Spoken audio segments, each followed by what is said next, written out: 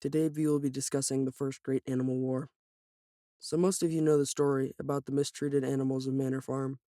Inspired by the revelation shared shortly before his death by the esteemed Boer Old Major, rise up against their neglectful master, Mr. Jones, taking over the farm, renaming it Animal Farm, and deeming it to be a place where all animals are equal and humans despised as the oppressors they were.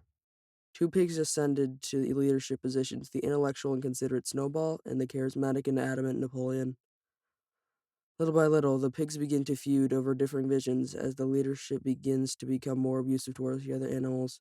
Eventually, Snowball is chased away by Napoleon's trained attack dogs, and Napoleon becomes a tyrannical dictator, ruling the once again renamed Manor Farm with an iron fist alongside the rest of the pigs, now even worse than Mr. Jones before them.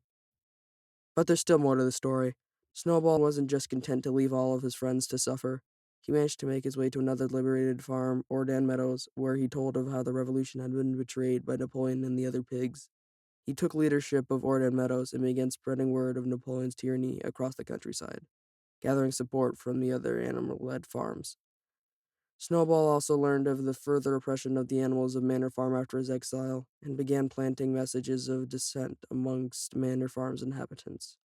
However, Napoleon heard of Snowball's survival and the brewing rebellion, and gathered allies among the human farmers surrounding Manor Farm, creating the Windmill Pact, and declared war upon Snowball's newly formed National Animalist Treaty Organization.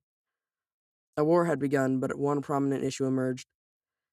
Both sides had conceived the idea of anonymously alerting larger governmental authorities to the activities of their enemies, either animal abuse or being farms run solely by animals. Both leaders had vocalized these threats covertly to the other, thereby forcibly nullifying the effectiveness on both sides. This caused both sides to resort to traditional warfare tactics, recruiting their reluctant working class animals to fight. Snowball and Natto pursued a campaign of appealing to the sympathy of the free animals, persuading them to free their brothers and sisters from their oppression using slogans such as "Rescue our revolution, free our friends," and "The revolution shall never be completed until all animals are free from oppression by man or beast." Many animals were swayed to action by this campaign, especially those who knew the oppressed or had escaped from that fate themselves.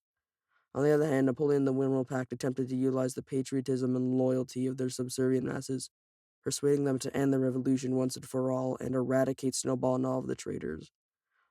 A few animals were convinced by this, mainly sheep and younger animals who had never known life before Napoleon.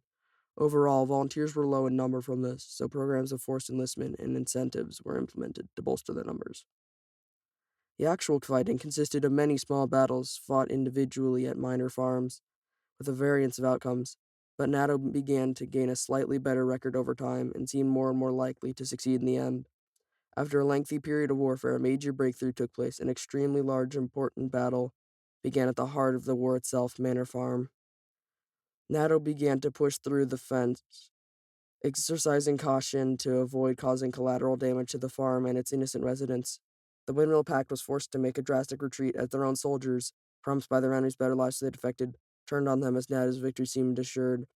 In the end, in a rather poetic ending, Snowball manages to send Napoleon falling to his death.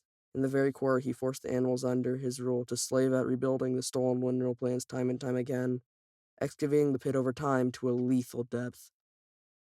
After a victory declared with the chorus of beasts of England, Natto and Snowball ended up bringing up old Major's dreams to fruition of a society where animals are free to govern themselves, eventually creating a legally recognized autonomous zone governed and inhabited by animals alone.